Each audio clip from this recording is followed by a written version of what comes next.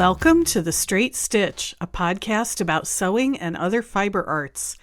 This is episode 115, and my name is Janet Szabo. I'll be your guide as we explore all things sewing. I have had a bit of a week. It's Friday afternoon when I'm recording this, and this past Monday, I went to the quilt store where I teach and did my thread class for the staff. They're closed on Mondays, and every month they have a staff training, and so they asked if I would do my thread class. So we did that in the morning, and I stayed for lunch. After lunch, I went up to Costco because I wanted to see if they had gotten fruit trees in. I got a couple of fruit trees when I was in Washington, and sure enough, our store had just gotten their shipment. A couple of the pallets were still shrink-wrapped. I was able to get another Lodi apple. I have a Lodi in my orchard already, and it is by far my favorite pie apple. So I'm excited about adding another one. And after that, I went to the grocery store. And as I was driving through the grocery store parking lot, all of a sudden, I heard this loud bang noise behind me, and something had hit my car. I pulled into a nearby parking spot and got out, and what happened after that was a little bit odd. I expected the driver who had been backing out of the parking space and hit my Jeep to come over and apologize or start the exchange of insurance information, but she was standing a few spaces away glaring at me. So I finally walked over, and then she started yelling at me that didn't I see her and why had I not stopped for her? And truly, I did not see her. She hit me in the rear driver's side door, so it was obviously behind me. So I held up my phone and I said, I'm going to call dispatch and see if they have an officer.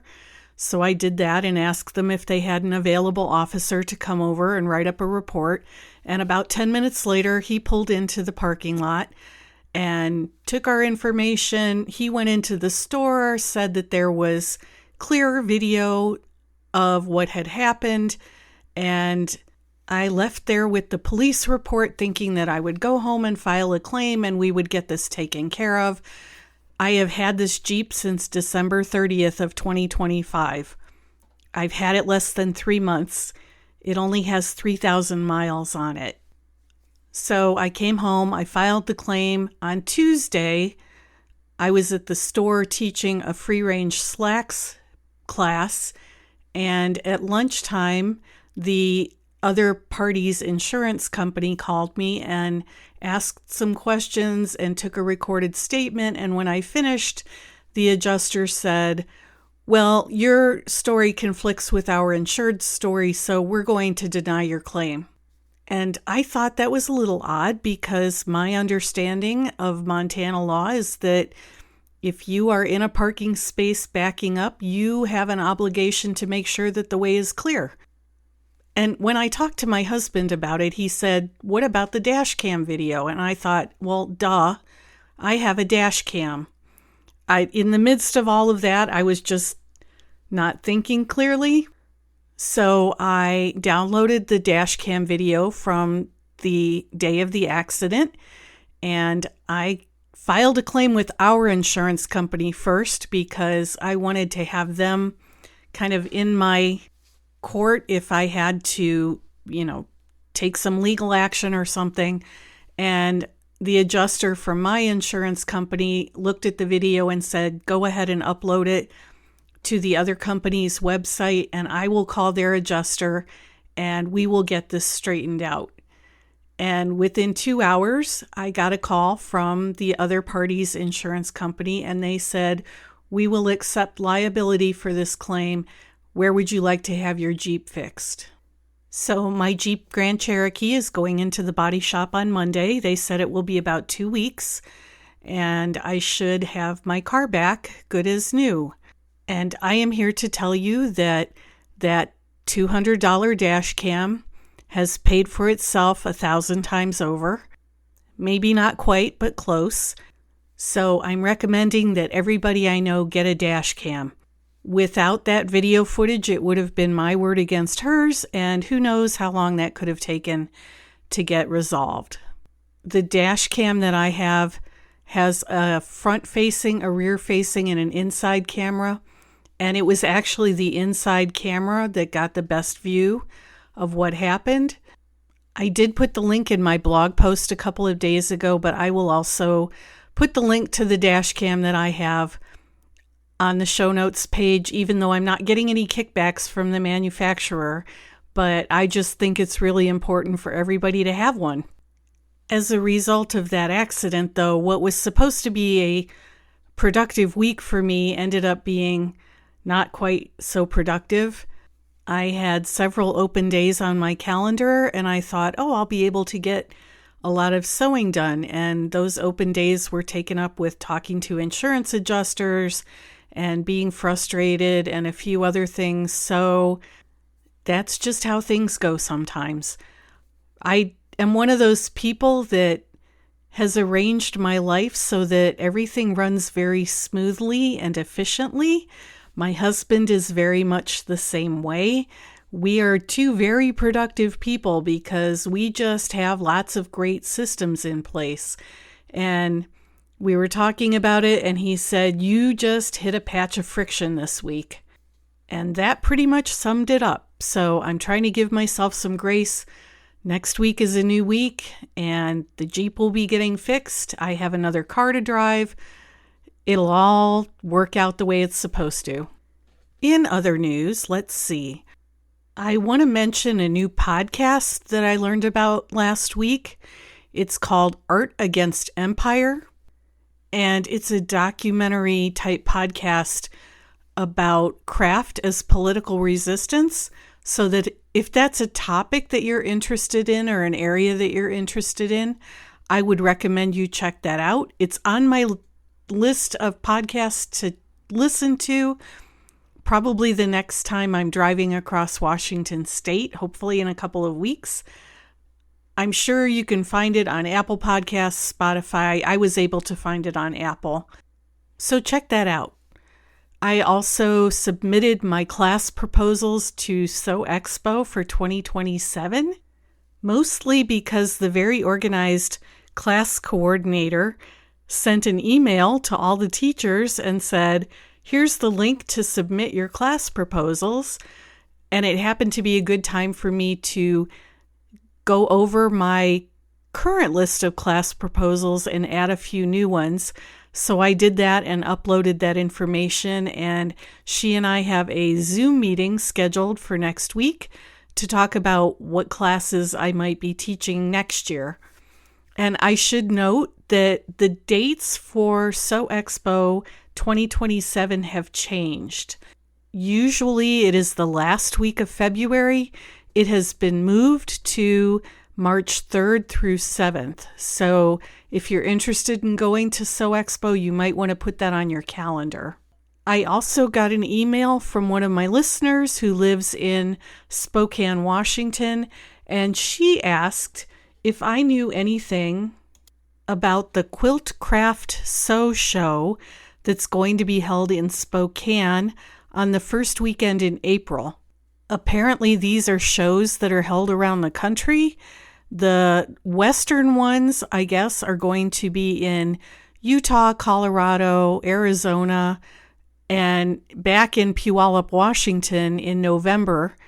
And the Quilting Bee, which is a big quilt store in Spokane, is one of the sponsors for the show that's coming up in a couple of weeks. I may try to drive over, but that's Easter weekend.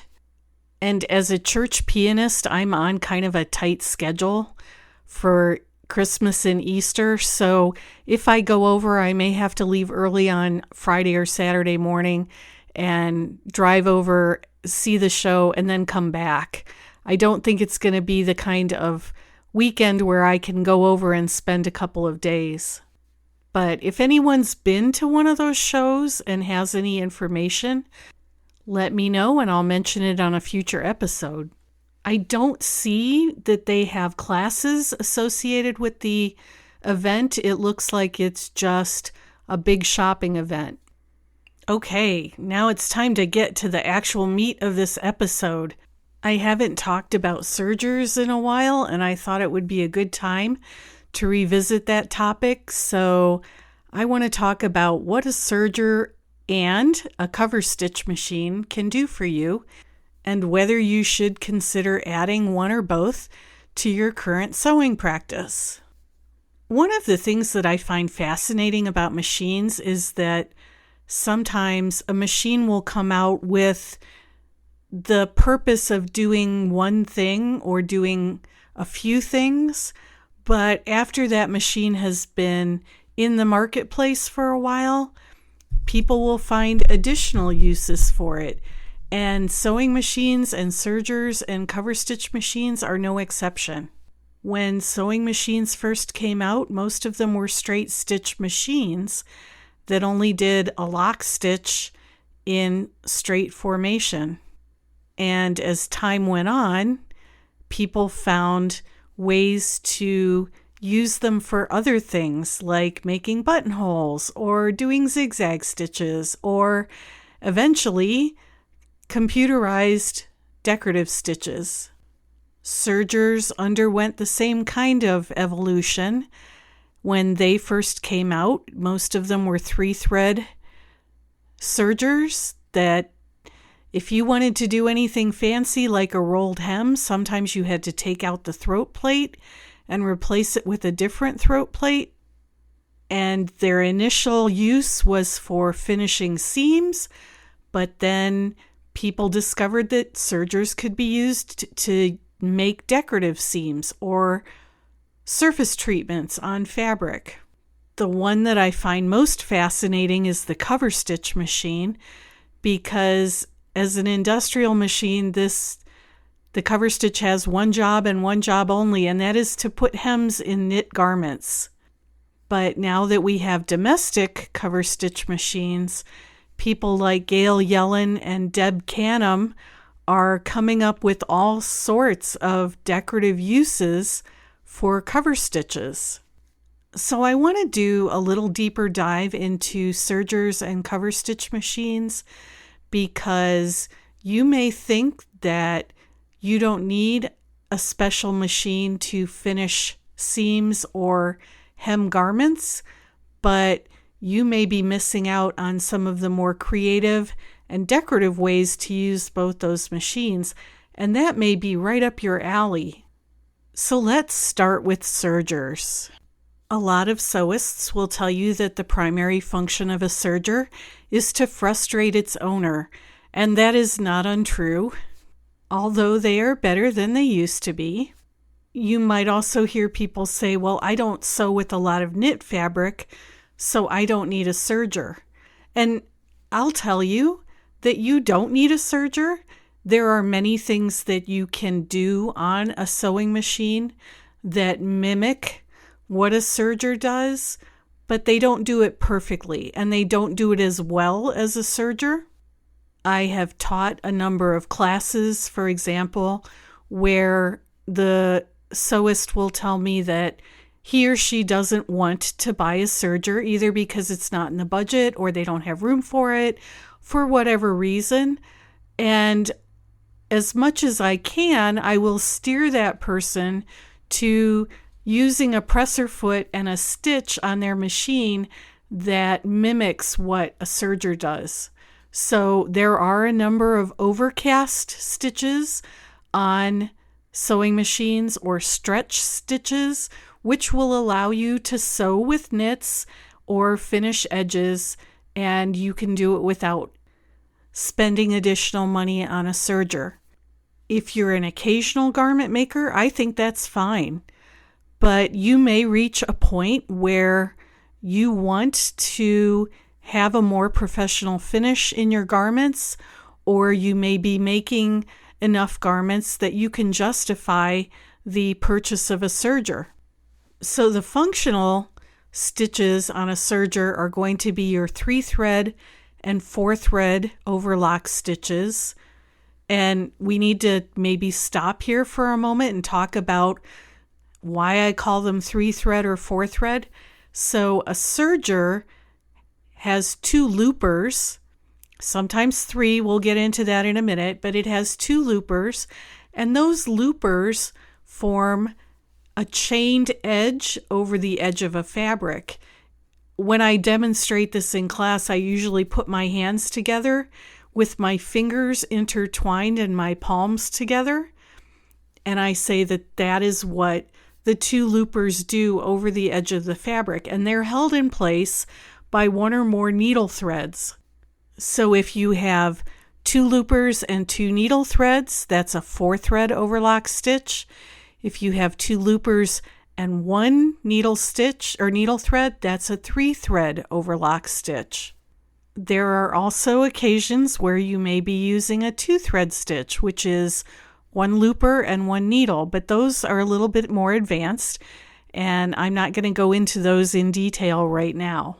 Sergers can also make a narrow or a rolled hem, which is great for chiffon and other lightweight fabrics, or for making a gazillion napkins for Christmas presents for your friends and family. Sergers can also do a flatlock stitch, which is not a true flatlock like you find in athletic wear, but it's very similar and can be used in a similar way. But the functional place where I think sergers absolutely shine is with their differential feed. So a sewing machine has 1 set of feed dogs. A serger has 2. It has a front set of feed dogs and a back set of feed dogs. The back set of feed dogs are not adjustable. The front set of feed dogs are adjustable. So you can make them go faster or slower relative to the rear feed dogs. And what that means is if you make them go faster, they'll gather the fabric because they're feeding it in to the machine more quickly, or they can stretch the fabric out, say on a knit, and that allows for the formation of things like lettuce edges, which is basically a stretched out rolled hem. But let's say that you've done all of the boring construction type things with your serger and you want to be a little more creative. What are the fun things that you can do with your serger? Oh my goodness. I get very excited about this. You can combine those boring construction stitches that don't look like much when you're finishing seams. You can combine them with some decorative threads, and all of a sudden, you're in a whole different universe. And you can use those decorative threads in the loopers or in the needles, depending on what stitch you're using and what effect you're trying to achieve. So Gail Yellen, if you watch any of her YouTube videos, she likes to refer to the upper looper as the money looper. So the upper looper is the looper that when it's threaded, that thread is on the upper side of the stitch and the lower looper is underneath. Sometimes you'll want a reversible stitch, so you'll want a decorative stitch or a decorative thread in both the upper looper and the lower looper. Sometimes you will only want a decorative thread in the upper looper and a regular serger thread in the lower looper. And when I say decorative thread, what am I talking about? Well, some of my absolute favorite threads are the 12-weight threads. And I'm a Wonderfill educator, so I know a lot about Wonderfill threads. And I can tell you that they've got one called Glamour, which is a 12-weight metallic. They have one called Accent, which is a 12-weight rayon. They've got one called Spaghetti, which is a 12-weight cotton. When you start adding those threads to your serger or even combining them, you can get all kinds of spectacular decorative effects. And both Gail Yellen, who uses Bernina machines, and Deb Canham, who uses Baby Locks, both of them have excellent tutorials on YouTube about the many ways that you can use decorative threads in your machines. One of my favorites is the flatlock stitch, and depending on whether you have the decorative thread in the looper or the needle, you get a different effect. And you can, depending on which side of the flatlock stitch you use, so there's a side that has the looper visible and there's a side that looks like ladder stitches. If you use the ladder stitches as your public side of the work, then you can thread ribbon through those ladder stitches and get some even more interesting effects. And don't forget the specialty feet. I taught an entire class at Sew Expo on the cording foot on the Bernina L890 serger. And that's a foot where you can feed wire through it to make wire-edged ribbon. So you're doing a 3-thread rolled hem over wire. You can feed fishing line through there to make wavy edges on, think little girls' fairy dresses. You can use a beading foot to attach beads. One of the techniques I taught in my cording foot class was to feed some polyester cord through the cording foot in combination with a flatlock stitch and some metallic thread. And you get it's kind of like couching, although you can't do curves very well. You have to do it in straight lines because of the flatlock stitch. But what happens is the metallic thread on the looper side encases the polyester cord, the brightly colored cord, within the stitch. So you could use that as a decorative effect on something. I kind of get goosebumps when I talk about this because I've spent entire afternoons just playing on my serger with some of these techniques. And as long as you can get the thread through the eye of the looper, you can use it in your serger. I have actually seen serger lace. There's another technique. Serger lace where you're not actually using any fabric. You're building rows of serger stitches on top of each other. And I saw that done with sock yarn to make a scarf.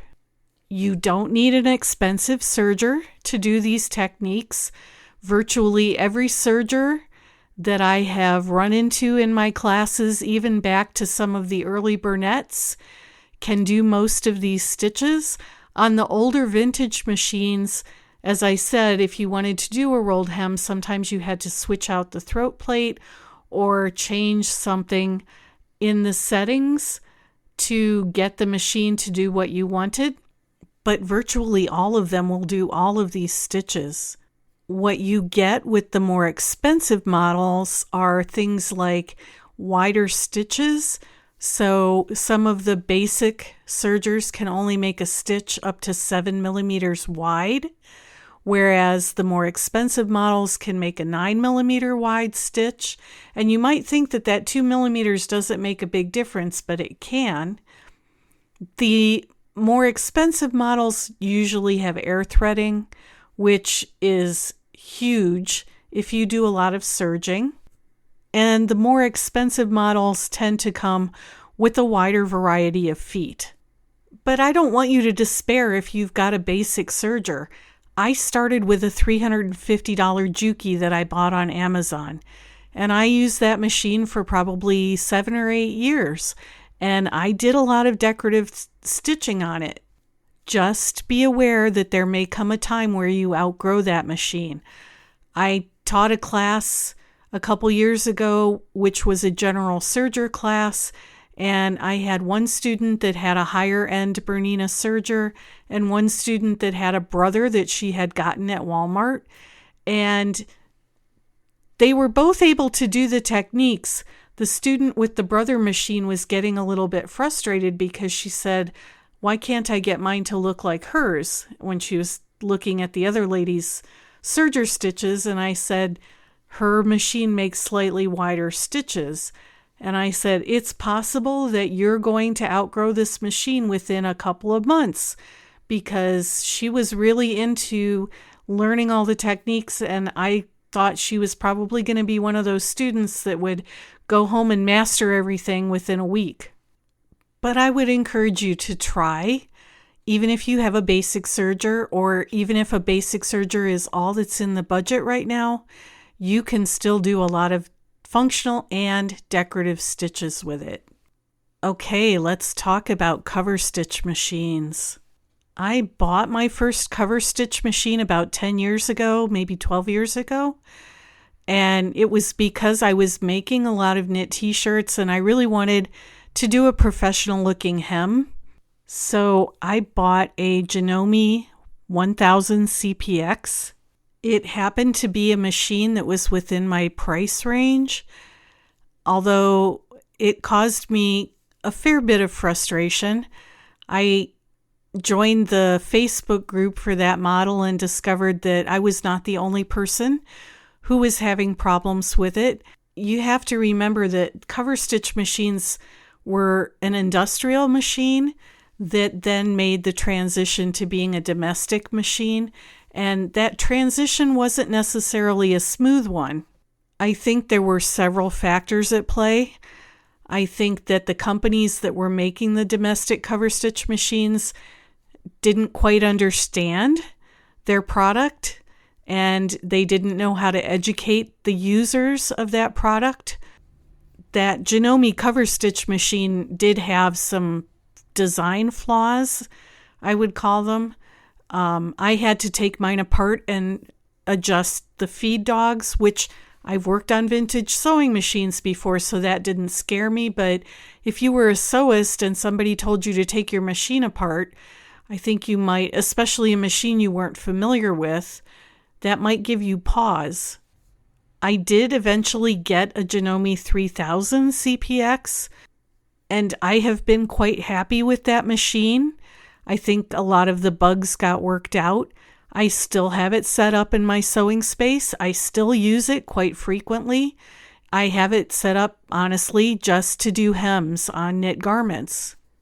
It has a bit of trouble with decorative threads, especially metallic ones, so I try not to push it.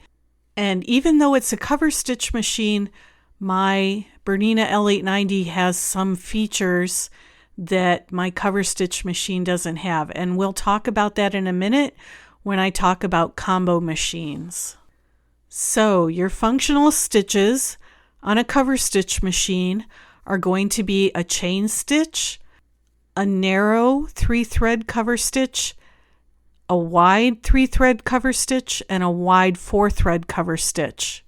Remember that when I was talking about the loopers on a serger, on a Coverstitch machine there is one looper. It's called the chain looper, and it's underneath, and then there are 2 needle threads that are on top. And because the needle threads are on top and the chain looper is underneath, when you're hemming a t-shirt, for example, you're actually hemming from the right side of the work. So you're kind of flying blind when it comes to hemming because you can't necessarily see what's going on the inside of the work. Your 2 needle threads are on top because they're going to be visible on the outside of the garment, and your looper thread is swinging back and forth between them underneath on the wrong side of the garment. It takes a bit of getting used to. I'm at the point now where I've done so many Coverstitch hems that I literally just fold it up about an inch and I eyeball it all the way around the garment. I don't even pin sometimes, but until you get to that point, there are hemming guides, there is double-sided wash-away tape, there are lots of tricks and techniques that you can use to get an even hem. I usually just feel with my left index finger where that double layer of fabric is, and I make sure that that is flowing into the center of the presser foot. And if I am careful about how I do that, I get a really, really nice looking hem. I would say that if you have a Coverstitch machine and you're a bit frustrated by it, Johanna Lundstrom has written an excellent book called Master the Coverstitch, and I will put a link to that in the show notes. It is a book that I keep next to my Coverstitch machine all the time. Some enterprising sewist got a Coverstitch machine, looked at it and said, I can do so much more than just hems. And if you watch some of Gail Yellen's YouTube tutorials, she's got one on a technique that she calls the stacked cover stitch. So what she does is do a cover stitch line of stitching with a decorative heavy thread in the looper. So let's say a 12 weight cotton. And what that does is it forms a stitch that's about 9 millimeters wide. Then she changes it to a narrow cover stitch, which is obviously narrower. And she does the narrow cover stitch on top of the wide cover stitch, right in the center of the wide cover stitch. And when she's done those two passes, then she switches to a chain stitch. And a chain stitch is just one needle and the looper. And the easiest way to describe what a chain stitch looks like is look at a dog food bag or a chicken feed bag. It's got that line of stitching on it, and if you pull the wrong end, you can't get it undone. But if you pull the right end, it just zips open. That's a chain stitch. Some Singer sewing machine models, I'm thinking the 600, were able to do chain stitches, but I think they are much quicker and easier on a cover stitch machine. So Gail Yellen's stacked cover stitch is a wide cover stitch with a narrow cover stitch on top of it, and then a chain stitch on top of both of those. I've done the stacked cover stitch on my Janome 3000. It works really well, although I can't do it very well with a metallic thread because, as I mentioned, that machine doesn't really like metallic threads, and I think it's mostly due to the design of the looper path. So the thread comes down from the top and it goes through a guide, and it's a metal guide that makes the thread do a 90-degree turn. And I think that metal guide has a tendency to abrade the thread.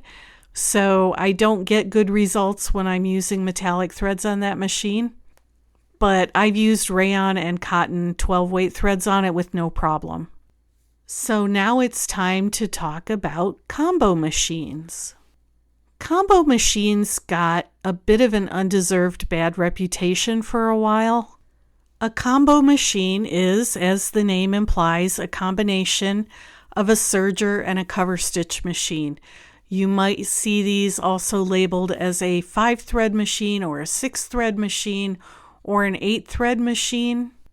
That means that they are able to operate as both a serger and a cover stitch machine, but they also have one other advantage. And right now, if you're wearing a pair of jeans, I want you to reach down and look at the inside seams on your jeans. And you might see these on other types of pants too, but it's very common on jeans where you have a single line of stitching and then you have an overlock stitch on the edge. And it's about a 5/8 inch seam. And that particular stitch combines a chain stitch, which you find on a cover stitch machine, with a serger stitch, which you find on a serger. I have an industrial Juki 5-thread serger, and it has a chain looper, and it also does that kind of a stitch. I can set it up so that it either does the 5-thread stitch or the 3-thread stitch. I can't set that machine up to do a 4-thread stitch. On my Bernina L890, when I'm ready to select the stitch that I want to use, a screen comes up with 3 folders. One says overlock, one says cover stitch, and the other one says combo. So I can choose to use it as a serger, I can choose to use it as a cover stitch machine, or I can use it in combination mode where I am doing both a chain stitch and a serger stitch. So combo not only refers to the fact that your machine does 2 different types of stitches, but combo because it can also combine those two stitches.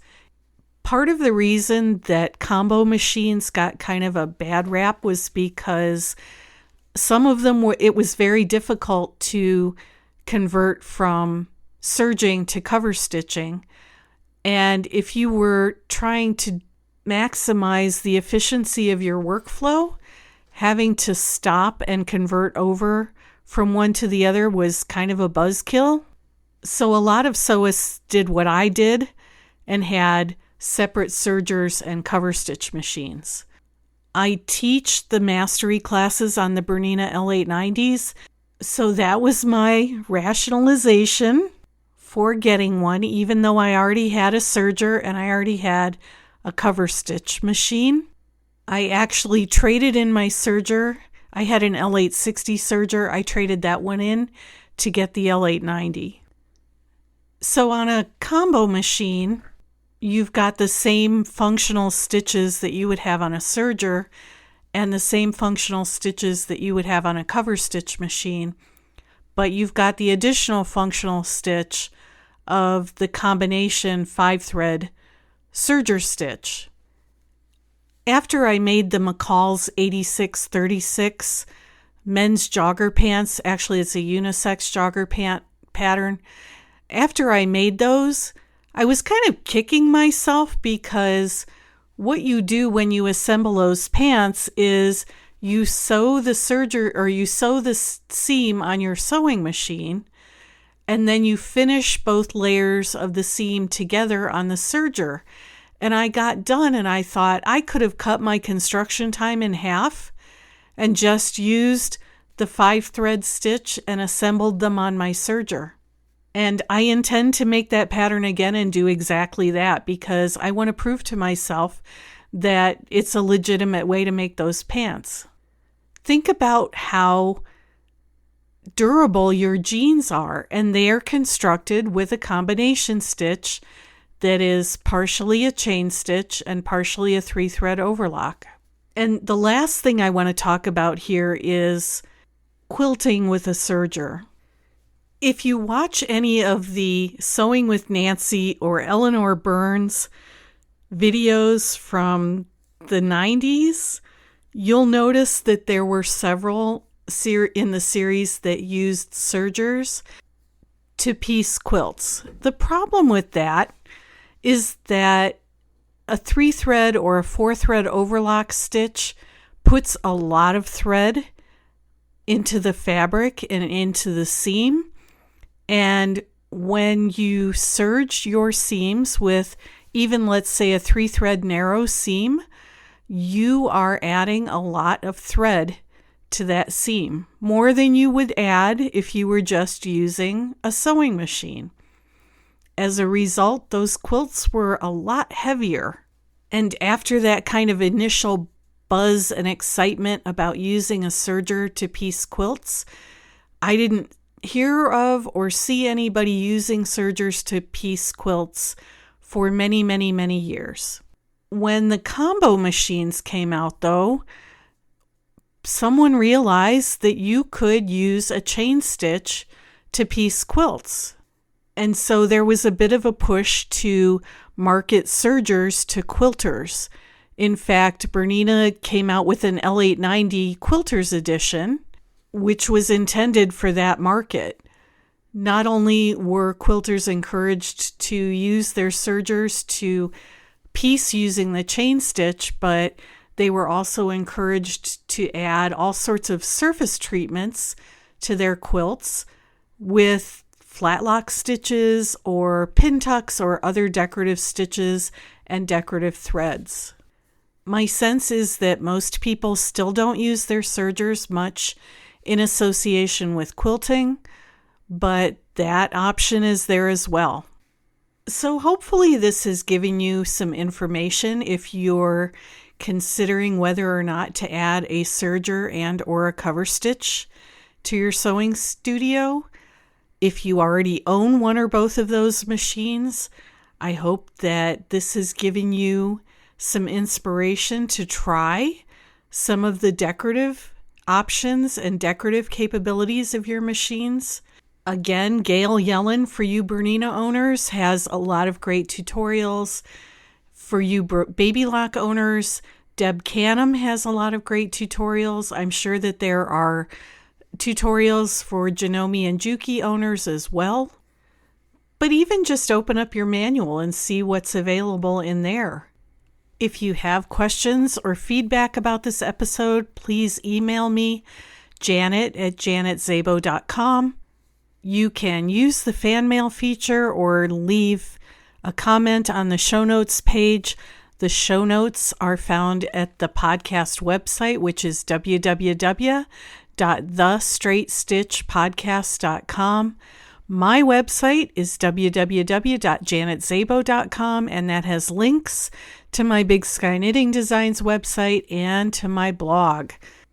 The blog is where I post pictures of my current sewing projects as well as pictures of things that are happening around here. So there might be pictures of chicks or baby piglets or the greenhouse, wild animals in the yard. You never quite know what you're going to find on the blog.